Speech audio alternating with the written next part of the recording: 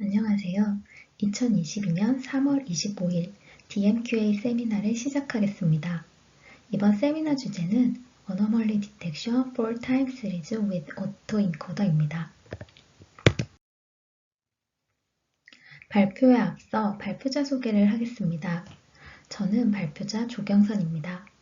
고려대학교 산업경영공학부 데이터 마이닝 및 품질 애널리틱스 연구실에서 김성범 교수님 지도하에 석사과정에 진행 중입니다.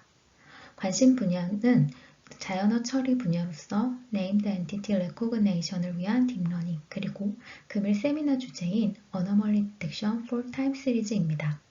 세미나 관련해서 문의사항 있으시면 아래 이메일로 연락 부탁드립니다.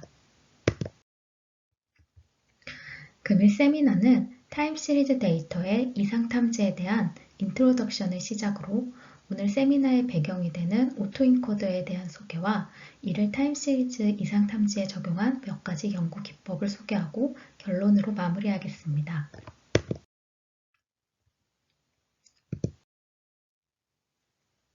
타임 시리즈, 즉 시계열 데이터는 관측지가 시간 순서를 가진 데이터셋의 집합을 말합니다. 그림에서처럼 관측치의 개수에 따라 단별량과 다별량 시계열로 구별할 수 있습니다. 위의 그림은 관측치가 1개인 단별량 시계열 데이터이고 그 아래 그림은 2개 이상의 변수가 관측된 다별량 시계열 데이터입니다. 시계열 데이터는 기계에 부착된 센서나 스마트폰과 같은 엣지 디바이스 등 산업 전반에서 굉장히 다양하고 흔히 발생되는 데이터입니다. 점점 실시간으로 데이터를 수집하고 처리하여 의사결정을 하는 어플리케이션이 많아짐에 따라 이 시계열 데이터의 이상 탐지에 대한 수요가 증가하고 있습니다. 시계열 데이터의 이상 현상은 어떻게 정리할 수 있을까요? 이는 시스템이 비정상적으로 작동하는 시점 또는 기간으로 정의할 수 있습니다. 왼쪽 그림은 시점 이상을, 오른쪽 그림은 기간 이상을 나타내는 예제입니다. 시점 이상은 비정상적인 값에 도달한 단일 시점 또는 연속적인 시점의 집합으로 정의할 수 있습니다. 반면 기간 이상은 특정 시점은 비정상적이지 않을 수 있으나 특정 구간을 전반적으로 검토하였을 때의 이상현상이 발견되는 경우를 의미합니다. 시계열 데이터에 대한 이상 탐지는 어려운 과제입니다. 그 이유는 첫째, 금융, 의료, 에너지 등 여러 비즈니스 영역에서 시계열 데이터가 다양하게 발생하기 때문에 이상 유형이 굉장히 다양하게 발생하고 둘째, 정상과 비정상 데이터를 정확히 구별하여 라벨링하기가 어렵기 때문입니다. 통계적으로 접근하여 이상 여부를 판별하기 위해서 많은 양의 전문적인 도메인 지식이 요구될 뿐만 아니라 시간과 비용이 많이 소요됩니다. 또한 정상과 이상의 경계가 불투명하기 때문에 데이터를 정확히 구분하기 쉽지 않습니다. 마지막으로 정상 데이터에 비해 이상 데이터의 비율이 훨씬 적기 때문에 데이터 불균형 현상이 발생하는데 이는 정상과 비정상을 분리해내는 문제를 해결하는 데 큰 장애물이 됩니다. 이처럼 시계열 데이터는 데이터 자체가 기존 이상탐지 분석 방법을 적용하기 어렵고 실제로 많은 이상탐지 알고리즘이 이상현상에 대한 탐지뿐 아니라 오탐을 하는 오류를 많이 발생하고 있습니다. 이상현상은 다양한 분야에서 발생할 수 있는 만큼 특정 비즈니스 도메인에 특화되어 이상탐지를 위한 연구가 진행되었습니다. 정상 혹은 이상인 상황을 명확히 구분할 수 있다면 좀 더 수월하게 이상을 탐지할 수 있을 것입니다. 하지만 앞서 설명드린 것처럼 정상과 비정상의 구분이 명확하지 않고 정의된 이상 유형뿐 아니라 예상치 못한 이상 상황이 항상 존재합니다. 그렇기 때문에 최근 이상 탐지 분야는 다양한 데이터 유형에 대해 비지도 방식으로 연구되었습니다. 비지도 방식이란 정답을 알지 못하는 상태에서 데이터의 숨겨진 패턴과 특성을 발견하여 분석하는 방식으로 크게 유사도 기반, 예측 기반, 재구성 기반 판별 방식으로 나눌 수 있습니다. 각 방식별로 장단점이 존재하지만 오늘 세미나에서는 이 중 재구성 기반 판별 방식의 딥러닝 기술인 오토인코더를 활용한 이상 탐지 방법을 소개하고자 합니다. 오토인코더는 크게 인코더와 디코더 두 개의 구조로 구성되어 있습니다. 아래 그림을 참고하여 각각의 역할과 오토인코더의 학습 과정을 살펴보면 인풋 데이터를 모델에 넣게 되면 인코더에 의해서 그 값이 압축됩니다. 이렇게 압축된 정보를 레이턴트 밸리어블에 저장하여 중요한 정보만 살린 후 이를 디코더에서 다시 디코딩하여 원본과 가깝게 복원합니다. 즉, 오토인코더는 입력값과 최대한 비슷한 출력값을 갖도록 재구성하는 것을 목표로 합니다. 이처럼 오토인코더는 입력값만 주어진 상태로 모델을 학습하는 비지도 학습 방법론 중 하나입니다. 이런 특징 때문에 다양한 이상 유형이 있고 라벨링이 부족한 시계열 데이터 기반의 이생 탐지에 사용할 수 있습니다. 오토인코더는 데이터의 불균형, 즉 정상 데이터에 비해 비정상 데이터의 비율이 훨씬 적은 상황에서도 적용할 수 있습니다. 이상 탐지 문제를 해결하기 위해 오토인코더는 입력 데이터로 정상 데이터만 사용합니다. 정상 데이터를 모델에 입력하고 똑같은 출력값이 나오도록 학습시키면 정상 데이터가 입력되었을 때 모델은 입력값과 비슷한 정상 데이터를 출력할 것입니다. 이렇게 정상 데이터로만 학습시킨 오토인코더 모델에 기존에 학습했던 정상 데이터가 아닌 비정상 데이터를 입력하면 어떻게 될까요? 비정상 데이터는 학습되지 않았기 때문에 복원된 값은 입력값과 많이 차이가 날 것입니다. 입력값과 복원값의 차이를 복원에러라고 하고 이 복원에러가 특정 인계치보다 크게 되면 우리는 이를 이상으로 탐지합니다. 그럼 지금부터 오토인코더 기반으로 시계열 데이터 이상 탐지에 적용한 총 3가지 연구를 소개하겠습니다. 첫 번째로 소개해드릴 방법은 LSTM 오토인코더입니다. LSTM 베이스 오토인코더 디코더 for 멀티센서 어노말리 디텍션이라는 제목의 논문으로 2016년 ICML에 발표되었습니다. 논문의 내용을 구체적으로 소개하기에 앞서서 LSTM 오토인코더에 대해서 간략하게 소개하겠습니다. 이 모델은 시퀀스 데이터를 위한 LSTM 구조를 사용하는 오토인코더입니다. 시계열 데이터의 이상 감지는 시간적인 특성을 고려해야 하기 때문에 현재 문제를 해결하기 이전 정보를 사용하는 LSTM 네트워크를 이용합니다. 기존의 오토인코더는 시간적 특성을 담을 수 없으므로 LSTM 레이어를 인코더와 디코더에 각각 이용하여 오토인코더를 구성한 모델입니다. 모델의 이름은 LSTM Based Encoder Decoder Schema for Anomaly Detection의 약자로 ENCDCAD입니다. 먼저 훈련 과정에서는 다른 오토인코더처럼 정상 데이터만을 사용합니다. 인코더의 구조를 살펴보겠습니다. 인코더는 입력 데이터로 C개의 연속강 벡터를 순차적으로 입력받습니다. 각 벡터는 M개의 멀티 디멘전으로 구성되어 있습니다. 즉 M은 변수의 개수를 의미하고 C는 시퀀스의 윈도우 사이즈를 의미합니다. 이전 단계의 히든 벡터와 입력값을 사용하여 정보를 압축하고 현재 스텝에서 히든 벡터를 구할 수 있습니다. 그림으로 살펴보면 현재 스텝의 히든 벡터는 이전 단계의 히든 벡터와 현 단계의 입력값을 활용한다고 보실 수 있습니다. 최종적으로 생성된 이 히든 벡터는 레이턴트 벡터가 되어서 디코더 단계의 최초 히든 벡터로 사용되게 됩니다. 다음으로 디코더 단계를 살펴보겠습니다. 디코더는 인코더의 입력 데이터를 역순으로 재구성합니다.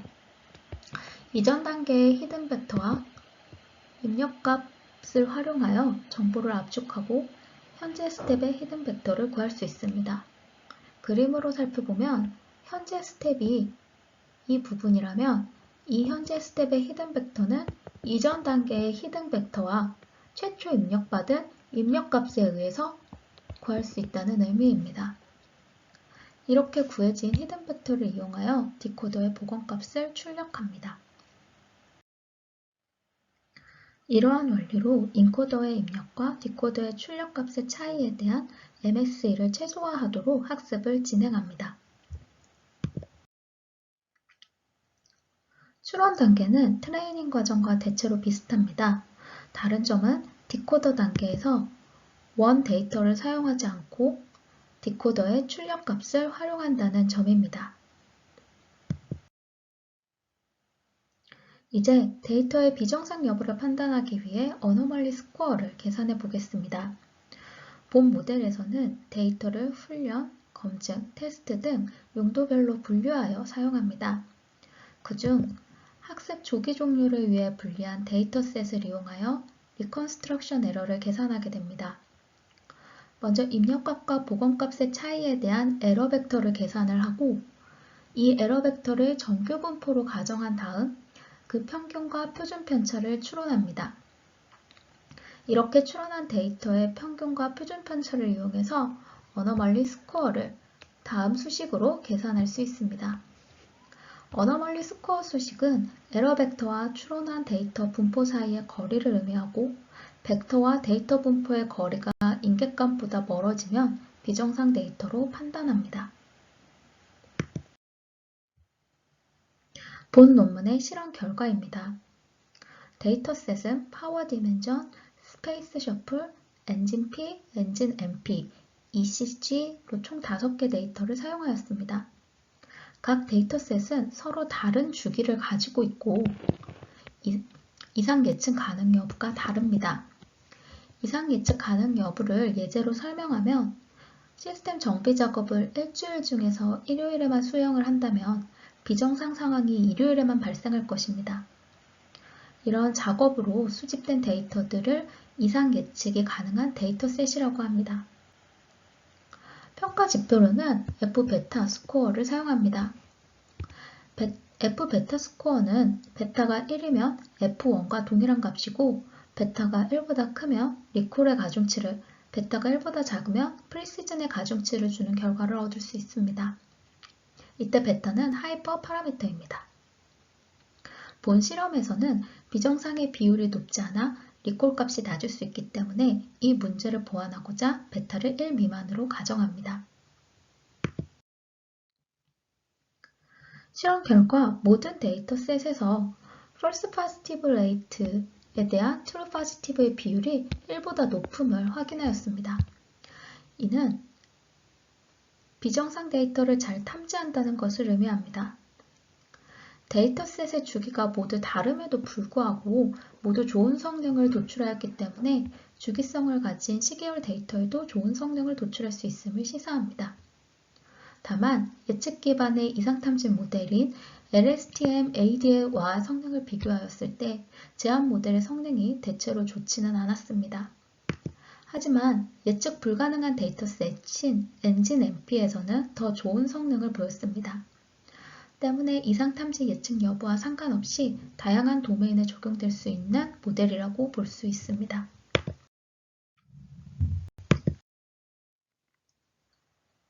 두 번째로 오토인코더 앙상블 방법을 소개합니다. Outlier Detection for Time Series with Recurrent Autoencoder Ensemble이라는 제목의 논문으로 IJCAI에 2019년에 발표되었습니다. 앞서 우리는 오토인코더가 이상탐지 문제를 해결하기 위해서 가지고 있는 장점에 대해서 알아보았습니다. 그럼에도 불구하고 오토인코더가 가지고 있는 문제점이 있습니다. 그중 하나가 바로 과적합 문제입니다. 과적합이란 학습 모델이 주어진 데이터에 너무 과하게 맞춰져서 조금이라도 다른 데이터만 들어와도 다른 결과를 예측하여 결과적으로 정확도가 낮아지는 현상을 말합니다. 오토인코더는 정상 데이터만으로 학습하기 때문에 비정상 데이터가 들어와도 정상 데이터와 비슷하게 복원하는 과적합 문제가 발생할 수 있습니다. 이 문제를 개선하기 위해 본 논문에서는 풀리 커넥티드가 아닌 커넥션이 일부 끊어진 스파스리 커넥티드 오토인코더를 적용하여 서로 다른 네트워크 구조를 가진 여러 개의 오토인코더 결합, 즉 오토인코더 앙상블 모델을 제안합니다. 서로 다른 구조를 가진 오토인코더를 여러 개 생성하기 위해 두 가지 방법으로 RNN 구조를 변경합니다.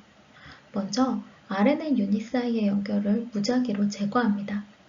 하지만 이 경우 트레이닝에 문제가 발생할 수 있기 때문에 보완책으로 Recurrent Skip Connection Network를 기반으로 참고하여 연결을 임의로 추가하는 방법을 함께 사용합니다. 이 두 방법을 사용하여 변경된 RNN 구조인 Sparsely Connected RNN, 즉 sRNN을 생성할 수 있습니다. sRNN의 수식을 보면 현 단계와 바로 직전 단계의 히든 벡터를 연결하여 정보를 받는 함수 f와 L 단계 이전에 히든 벡터를 연결하여 정보를 받는 함수 f'의 결합으로 구성되어 있습니다. W는 연결을 추가할지 제거할지를 결정하는 가중 벡터입니다. 이 값이 0이면 연결을 하지 않아서 정보를 받을 수 없고 이 값이 1이면 히든 벡터가 연결되어 정보를 받을 수 있습니다. 단, 두 값이 모두 0이면 이전 정보를 아예 받을 수 없기 때문에 두 값이 모두 0이 되지는 않습니다. 오른쪽 그림을 보시죠. 파란색 화살표가 이전 단계와 연결되는 함수 f를 의미합니다. L단계 이전과 연결되는 화살표는 주황색으로 표시되면 이 함수는 f'을 의미합니다.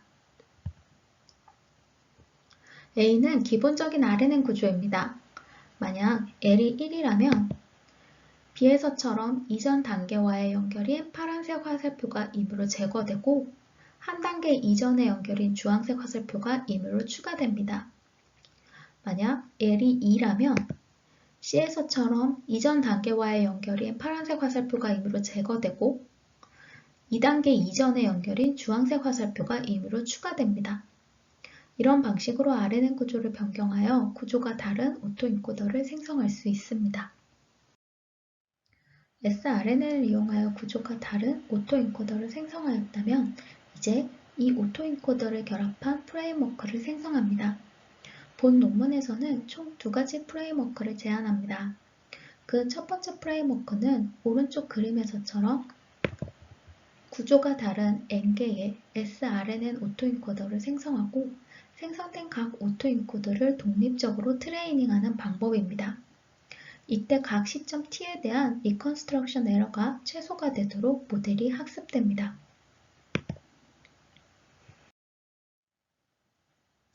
두 번째 프레임워크는 쉐어드 프레임워크입니다. 쉐어드 프레임워크는 구조가 다른 N개의 sRNN 오토인코더를 생성한다는 점은 첫 번째 프레임워크인 인디펜던트 프레임워크와 동일하지만 N개의 sRNN 오토인코더들의 서로 다른 정보를 공유한다는 점이 다릅니다. N개의 sRNN 오토인코더는 서로 구조가 다르지만 사실 동일한 시계열을 재구성하는 모델입니다. 따라서 오토인코더 간의 상호작용을 활성화하기 위해서는 Shared Framework에서는 이 Shared Layer를 사용합니다. Shared Layer는 모든 인코더의 마지막 히든 스테이트의 리니어 결합으로 구성됩니다. Shared Framework은 Independent Framework과 마찬가지로 t 시점의 Reconstruction Error의 합이 최소가 되도록 학습함과 더불어 Shared 레이어의 에런 레귤레이션을 조절하여 인코더의 가적합을 피하고 디코더가 로버스트하고 이상치의 영향을 적게 미치도록 합니다. 따라서 오토인코더가 이상값을 만나면 원래 시계열과 재구성된 시계열의 차이를 더 두드러지게 할 수 있습니다. 이제 데이터의 비정상 여부를 판단하기 위해 어너멀리 스코어를 계산해 보겠습니다. 오토인코더 앙상블 프레임워크에서는 N개의 오토인코더에 대해 각 타임 스텝 t 벡터의 어너멀리 스코어를 계산합니다. 먼저 t가 k일 때 총 n개의 오토인코더에 대한 리컨스트럭션 에러를 구할 수 있습니다. 계산된 n개의 리컨스트럭션 에러 중에 미디언 값을 어너멀리 스코어로 결정하게 됩니다. 민을 사용할 경우 과적합된 오토인코더의 리컨스트럭션 에러가 함께 계산되어 어너멀리 스코어에 영향을 미치기 때문에 그 영향도를 감소시키고자 미디언을 사용하였습니다. 실험 결과입니다. 본 실험에서는 단별량 데이터인 NAB 데이터셋과 3차원 다별량 데이터인 ECG 데이터셋을 사용하였습니다. 이상 여부를 판단할 때 사용되는 인계값은 전문적인 사전 지식이 필요하기 때문에 특정 인계값에 의존적이지 않은 PRAUC와 ROCAUC를 평가 지표로 사용합니다.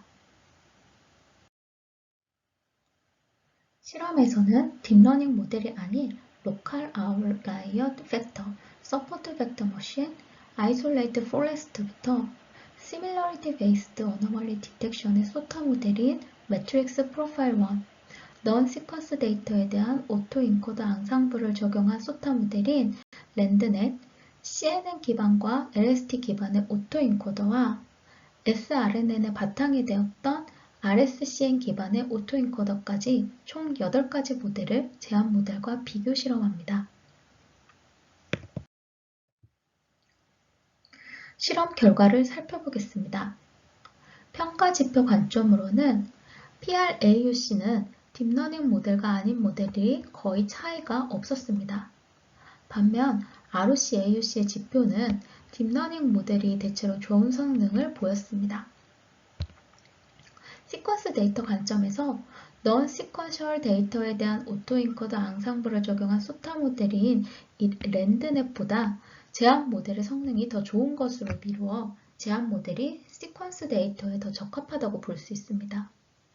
또한 관측 변수의 개수에 상관없이 단별량과 다별량 모두에서 좋은 성능을 보였습니다.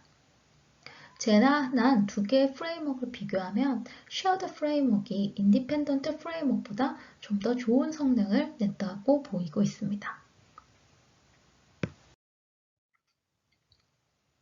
하이퍼 파라미터인 구조가 다른 오토인코더의 개수의 영향도를 비교해 보겠습니다. 우측 그래프는 가로축은 오토인코더의 개수를 의미하고 세로축은 그 성능을 의미합니다. 빨간 선은 쉐어드 프레임워크를, 검은 선은 인디펜던트 프레임워크를 의미합니다. 그 결과 n이 클수록 좋은 성능을 보였고 이는 오토인코더 앙상블 모델에서 서로 다른 구조를 가진 더 많은 오토인코더가 정확도 향상에 영향을 미친다는 것을 의미합니다. 다음으로 제한한 두 개의 프레임워크의 성능을 각각 비교해 보겠습니다. 오른쪽 그래프를 보시면 가로축은 실험에 사용한 데이터셋을 의미하고 세로축은 성능을 의미합니다. 빨간색 그래프는 쉐어드 프레임워크에 대한 성능이고 검은색 그래프는 인디펜던트 프레임워크에 대한 성능입니다. 정확한 성능 확인을 위해서 두 프레임워크의 sRNN 구조를 동일하게 놓고 실험하였을 때 전반적으로 인디펜던트 프레임워크보다는 쉐어드 프레임워크의 학습 효과가 더 좋았습니다. 하지만 쉐어드 프레임워크는 인코더의 마지막 히든 스테이트를 결합하여 쉐어드 레이어를 생성해야 하므로 많은 메모리를 사용한다는 점을 인지해야 합니다. 마지막으로 또 다른 하이퍼 파라미터인 히든 스테이트를 연결하는 점프 스텝 사이즈에 대한 실험 결과입니다. 우측 그래프는 가로축이 점프 스텝의 수, 세로축이 그 성능을 나타냅니다. 실험 결과 스텝이 1, 2, 5, 10 같이 작은 점프 사이즈는 실험 결과에 크게 영향을 미치지 않았지만 L이 20일 때는 정확도가 감소하는 것을 보실 수 있습니다. 이는 너무 많은 단계의 차이가 나는 정보를 받게 되면 쓸모없는 과거 정보가 입력되기 때문에 정확도에 부정적인 영향을 미치는 것으로 해석됩니다.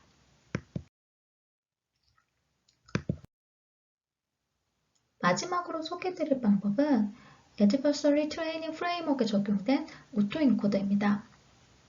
논문의 제목은 USAD Unsupervised Anomaly Detection on Multivariant Time Series라는 제목으로 KDD에 2020년에 발표되었습니다. 논문을 소개하기 앞서 Adversary Training Framework을 이해하기 위해 겐에 대해 간단히 소개드리겠습니다. 겐은 크게 생성기와 판별기 두 구조로 이루어져 있습니다. 생성기는 랜덤한 노이즈를 주입하여 원본 데이터셋과 유사한 샘플을 만들어내고 판별기는 원본 데이터셋에서 추출한 샘플인지 생성자가 만든 가짜인지를 구별합니다. 훈련을 할수록 생성자가 좀 더 실제 데이터에 근접하게 데이터를 생성해내고 판별자는 점점 더 실제 데이터와 생성 데이터가 만들어낸 데이터를 구별하는 능력을 발전시키기 때문에 서로 경쟁자로 인식하여 모두 발전하게 됩니다. 앞서 오토인코더 앙상블 모델에서 오토인코더가 가진 과적합의 한계점에 대해 언급하였습니다. 그 외에 오토인코더가 가진 또 다른 한계는 비정상 데이터와 정상 데이터가 비슷할 경우 리컨스트럭션 에러가 작아서 이상 감지가 어렵다는 점입니다. 이 문제를 해결하기 위해서는 오토인코더는 재구성을 수행하기 전에 입력 데이터에 이상이 없는지 식별할 수 있어야 합니다. 이 역할을 수행할 수 있는 모델이 있습니다. 바로 앞장에서 소개해드린 겐입니다. 우리는 겐 모델에서 판별기가 실제 데이터와 생성기가 만든 가짜 데이터를 구별할 수 있음을 알고 있습니다.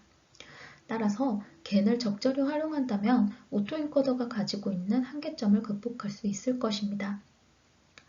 반면 겐은 생성기와 분류기의 불균형의 발생으로 안정적인 학습이 어렵다는 단점이 있습니다.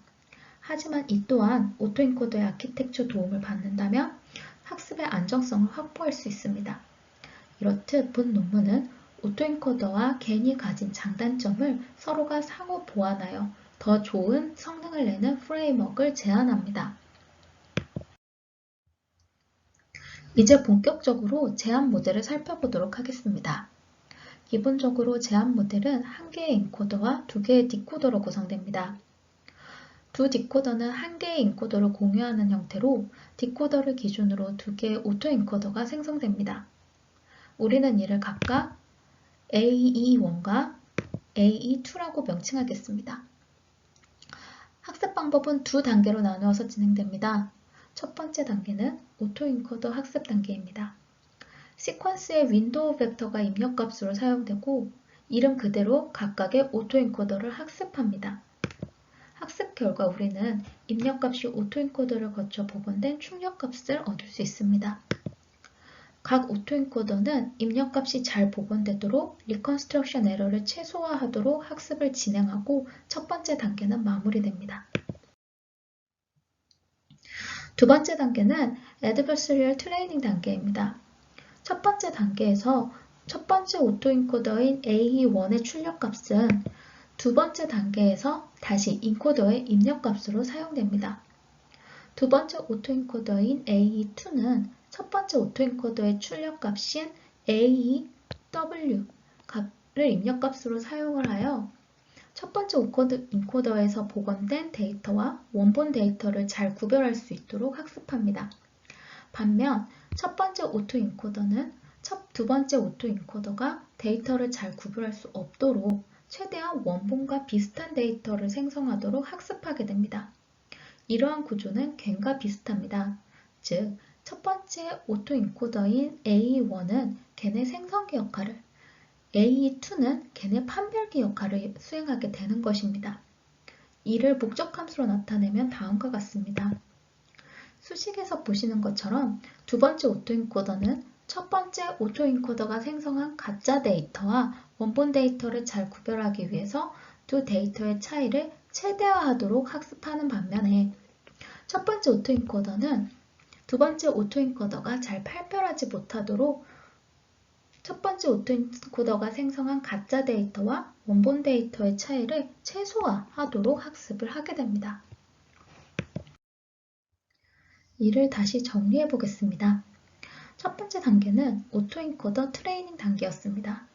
따라서 두 오토인코더는 모두 리컨스트럭션 에러가 작아지도록 훈련됩니다. 애드버서리얼 단계인 두 번째 단계는 첫 번째 오토인코더인 A1은 겐의 생성기 역할을, 두 번째 오토인코더인 A2는 겐에서 판별기 역할을 수행하였습니다. 따라서 A1은 최대한 원본과 비슷한 가상 데이터를 만들기 위해서 두 번째 오토인코더가 생성한 데이터와 원본 데이터의 리컨스트럭션 에러가 최소가 되도록 학습하고 A2는 원본과 가상 데이터를 잘 구별하기 위해서 두 번째 오토인코더가 생성한 데이터와 원본 데이터의 리컨스트럭션 에러가 최대가 되도록 학습합니다. 이 목적 함수를 수식으로 나타내면 이와 같습니다. 수식으로 보면 파란색 박스는 원본 데이터와 오토인코더로 복원된 값의 차이를 나타내므로 첫 번째 단계의 리컨스트럭션 에러를 의미합니다. 이 빨간 박스는 첫 번째 오토인코더로 복원된 데이터를 다시 두 번째 오토인코더로 복원하고 이를 원본 데이터와의 차이를 나타내었으므로 두 번째 단계의 리컨스트럭션 에러임을 알 수 있습니다. n은 트레이닝의 에포크를 의미합니다. 목적 함수에서 n은 각 리컨스트럭션 에러의 가중치로 사용되고 있습니다. 학습 초기에 n의 역수값이 크기 때문에 첫 번째 단계인 오토인코더 학습의 가중치를 더 주게 되지만 학습이 반복되면서 점차 두 번째 단계인 adversarial 단계에 더 많은 가중치가 주어지게 됩니다. 이를 바탕으로 요약하면 제한 모델에서 입력 데이터인 W는 정상 데이터이고 첫 번째 오토인코더에서 생성된 A1W는 가짜 데이터로 비정상 데이터의 역할을 하게 됩니다. 목적 함수의 가중치의 영향으로 학습 초기에는 첫 번째 단계인 오토인코더 학습이 괜히 가지고 있는 불안정성을 보완해 줍니다. 또한 점차 모델이 학습되어 가면서 첫 번째 오토인코더인 A1은 정상과 비슷한 비정상 데이터를 생성하게 되고 두 번째 오토인코더인 A2는 정상과 비슷한 비정상 데이터와 정상 데이터를 구별함으로써 오토인코더가 가지고 있는 한계점을 극복하게 됩니다. 이렇듯 제한 모델은 오토인코더와 걔네 장단점을 보완하면서 좋은 성능을 낼 수 있습니다. 마지막으로 학습이 완료된 후 이상탐지 과정을 살펴보겠습니다. W-은 학습에 사용되지 않은 정상과 비정상이 혼재된 윈도우입니다. 어너멀리 스코어는 첫 번째 오토인코더인 A1의 리컨스트럭션 에러와 두 번째 오토인코더인 A2의 가짜 데이터와 원본 데이터의 리컨스트럭션 에러의 가중치의 합으로 계산됩니다. 이때 가중치 알파 베터는 하이퍼 파라미터로 두 개의 합은 1이 됩니다. 비정상 데이터와 정상 데이터의 차이가 비슷할 때는 A1의 리컨스트럭션 에러가 작습니다. 이 경우 알파가 크게 되면 어너멀리 스코어가 크지 않기 때문에 이상 탐지가 어려워지고 반대로 베타가 더 커지게 되면 어너멀리 스코어가 커져서 이상 탐지를 더 잘 할 수 있습니다. 실험 결과입니다. 본 실험에서는 총 5가지의 데이터셋을 사용하였습니다.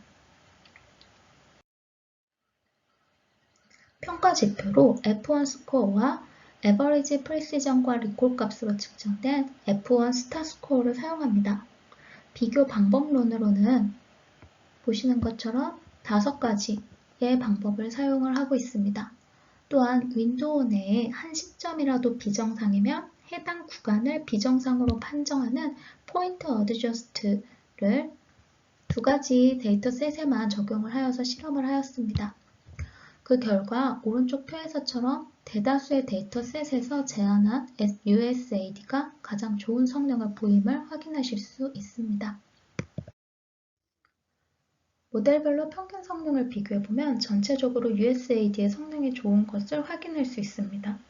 세부적으로 살펴보면 아이솔레이트 포레스트와 DAGMM의 경우 시간 정보를 반영하지 않는 모델이기 때문에 시간 정보를 반영하는 다른 모델에 비해 성능이 떨어짐을 확인할 수 있습니다.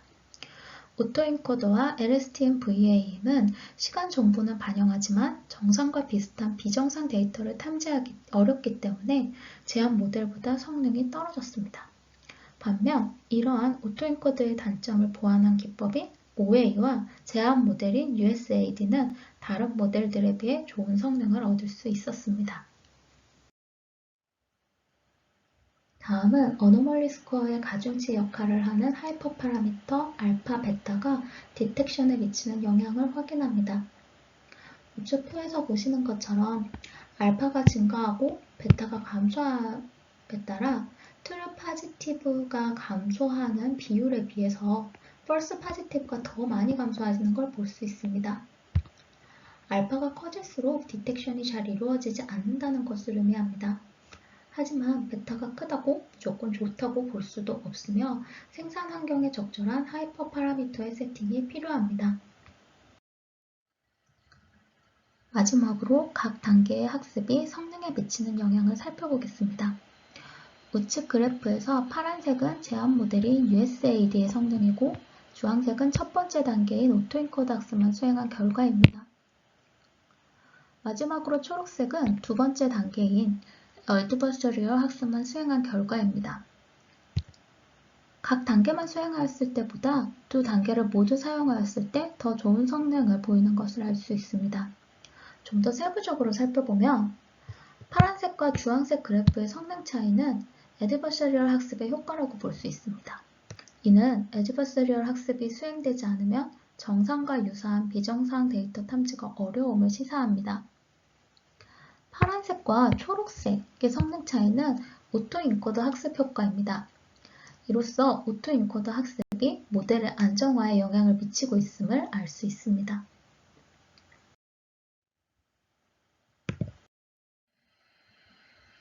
결론입니다.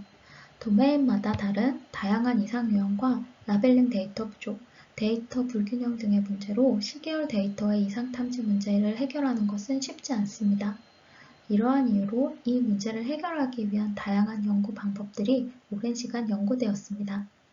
그중 딥러닝 기반의 비지도 학습인 오토인코더를 활용한 이상 탐지 방법은 시계열 데이터가 갖고 있는 고질적인 문제를 해결하며 이상 탐지 문제를 해결하는 데 도움을 주고 있습니다. 하지만 완벽한 모델은 없듯 과적합이나 정상 데이터와 유사한 비정상 데이터 탐지 등의 오토인코더가 가지고 있는 한계점이 존재합니다. 오토인코더를 기반으로 제한되는 이상 탐지 반복론들은 대체로 이러한 오토인코더의 한계점을 해결하기 위한 방향으로 발전하고 있습니다. 오늘 세미나에서는 시계열 데이터에 적용할 수 있는 가장 기본적인 LSTM 오토인코더인 ENC-DCAD 모델을 시작으로 오토인코더의 과적합 문제를 해결하고자 한 SRNN 오토인코더 앙상블 모델, 그리고 정상 데이터와 유사한 비정상 데이터를 판별하기 위해 Adversarial Training 프레임워크를 적용된 USAD까지 소개하였습니다. 오늘 소개한 모델들은 아주 극소수에 불과하며 이 밖에도 굉장히 다양한 모델들이 시계열 데이터의 이상 탐지 문제를 해결하기 위해 연구되고 있습니다. 시계열 데이터는 다양한 산업에서 발생하고 도메인에 의존성이 있다는 특징이 있습니다. 따라서 주어진 산업 환경에 적용할 수 있는 적절한 모델을 연구하며 이상 탐지 문제를 해결해 나가야 할 것입니다. 이것으로 이번 세미나를 마치도록 하겠습니다. 긴 시간 경청해 주셔서 감사합니다.